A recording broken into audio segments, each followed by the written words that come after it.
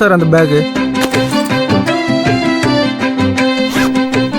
ஏன்பா உன் பர்ஸ் அந்த போனு எல்லாமே அந்த பைக்குள்ளதான்ப்பா இருக்கு. அப்பா 500 ரூபா தான் எடுத்து செலவு பண்ணேன், அதுக்குள்ள போலீஸ்காரங்க பிடிச்சாங்கப்பா. போதுமா சார்? இப்போ புரிஞ்சிருச்சா எல்லாமே உங்களுக்கு? இப்போவாது அந்த பொண்ணை விட சொல்லுங்க. ராதா சார் அந்த பொண்ணை கூட்டிட்டு வா. Okay sir.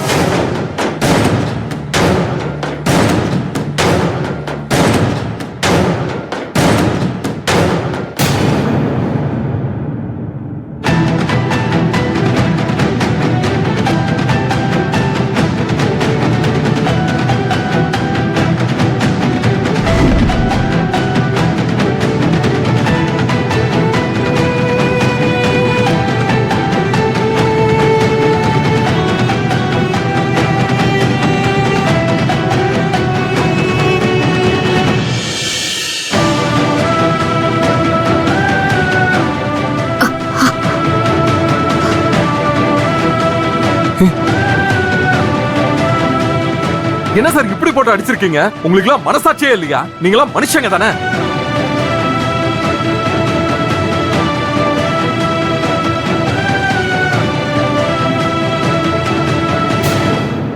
நான் தான் போன்ல சொன்னேன்ல சார், அந்த பொண்ணை அடிக்காதீங்க, நான் ஆதாரத்தோட வரேன்னு.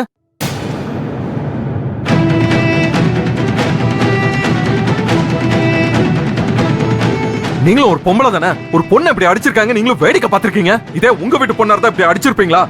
அடிச்சிருப்பீங்களா? நமக்காக இவ்ளோ பாசமா பேசுறானே.